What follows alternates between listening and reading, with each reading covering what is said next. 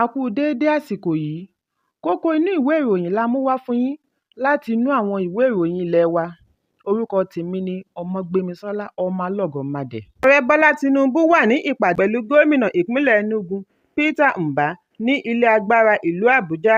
Bí ó tilẹ̀ jẹ́ wípé ẹnikẹ́ni kò tíì mọ kókó ọ̀rọ̀ wọn, ṣùgbọ́n ó ṣeé ṣe kí ó ní í ṣe pẹ̀lú ọ̀rọ̀ ìpínlẹ̀ Enugu.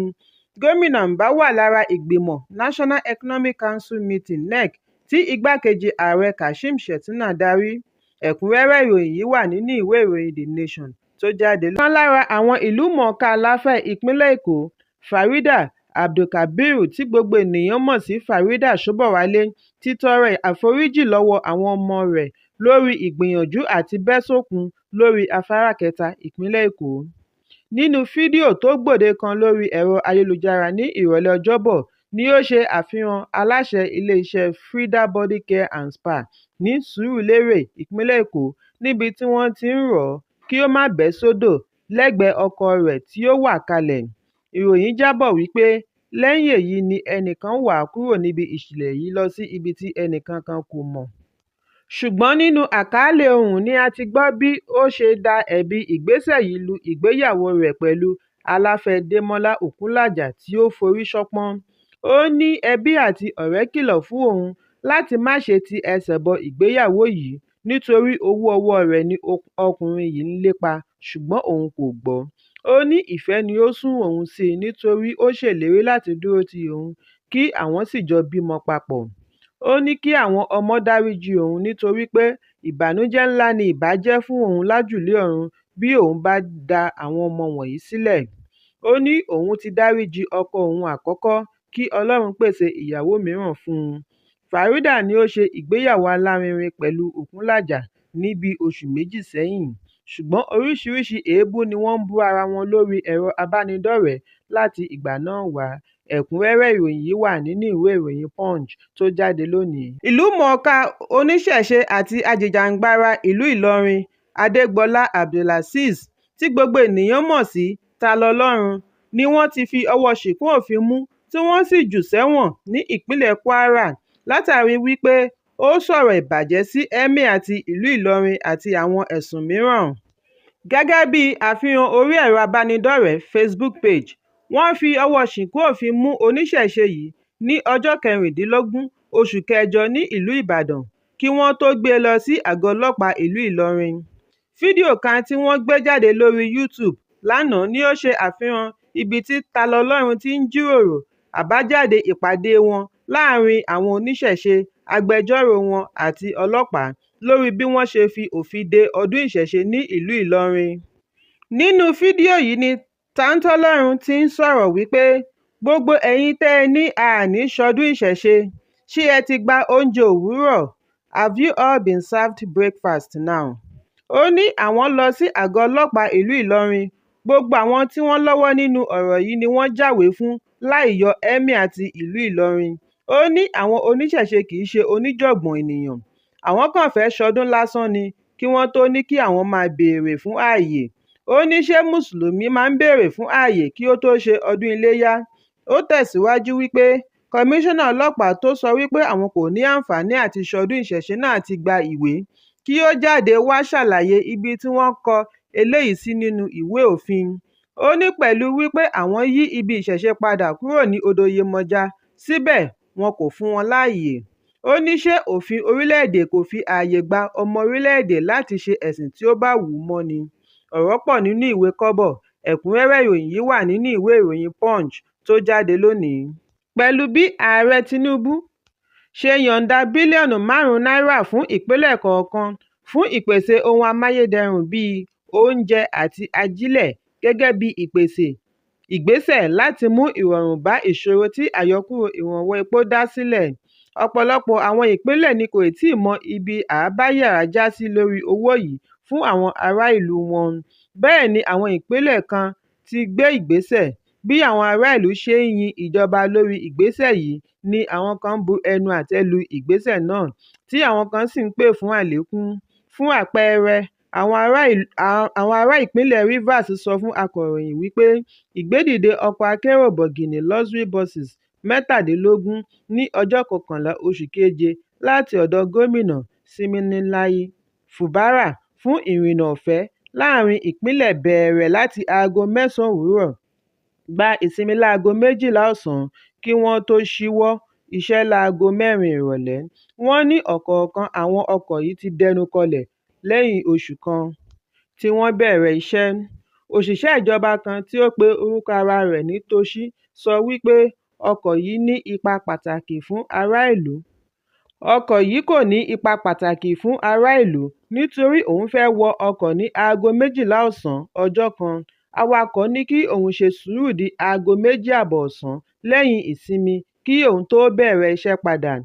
Toshi ní òun kò rí ipa yìí lára òṣìṣẹ́.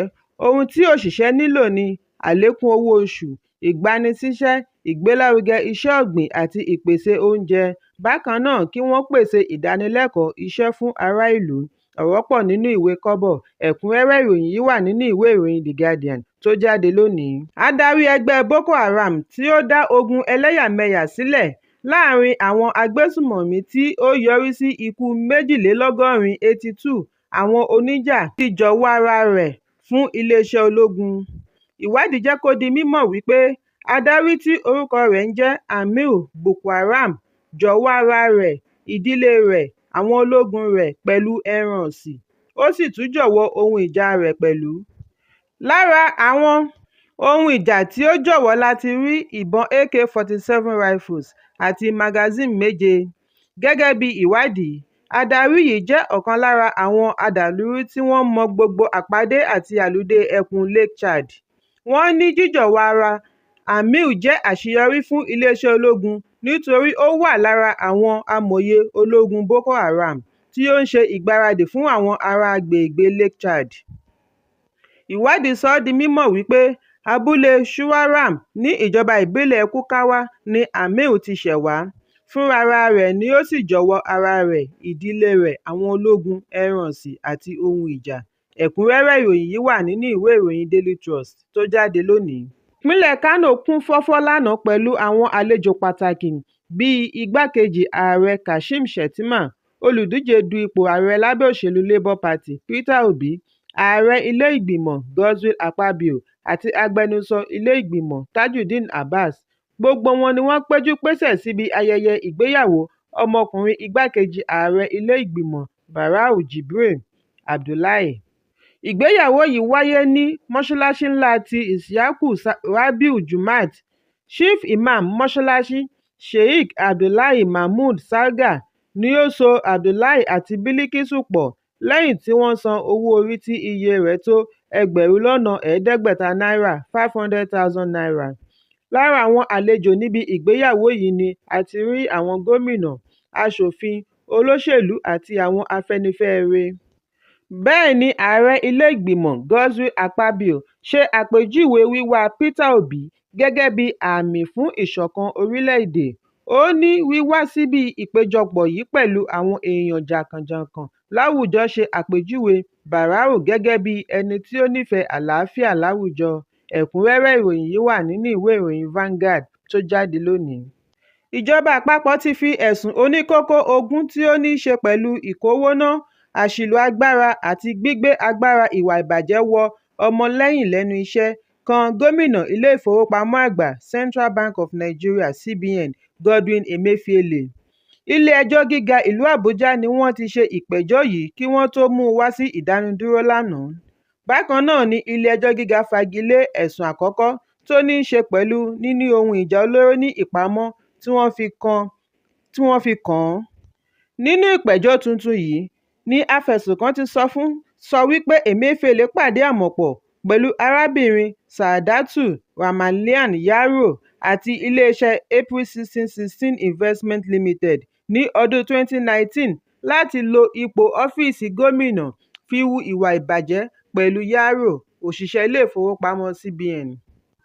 Ìjọba àpapọ̀ ní Emefiele lo ipò rẹ̀ fi gbé iṣẹ́ àkànṣe contract ọkọ̀ Toyota Hilux 37 tí iye rẹ̀ lé ní ẹgbẹ̀rin mílíọ̀nù náírà $854.7 million fún iléeṣẹ́ April 1616. Iléeṣẹ́ tí Yaro ti jẹ́ olùdarí pẹ̀lú wípé ó ń ṣiṣẹ́ pẹ̀lú CBN. Bákan náà ni Emefiele gbé iṣẹ́ àkànṣe ọkọ̀ Toyota Avalon kan tí iye rẹ̀ jẹ́ n99.9 million fún iléeṣẹ́ yìí kan náà, àti ọkọ̀ Toyota Land Cruiser V8 kan tí iye rẹ̀ jẹ́ n73.8 million.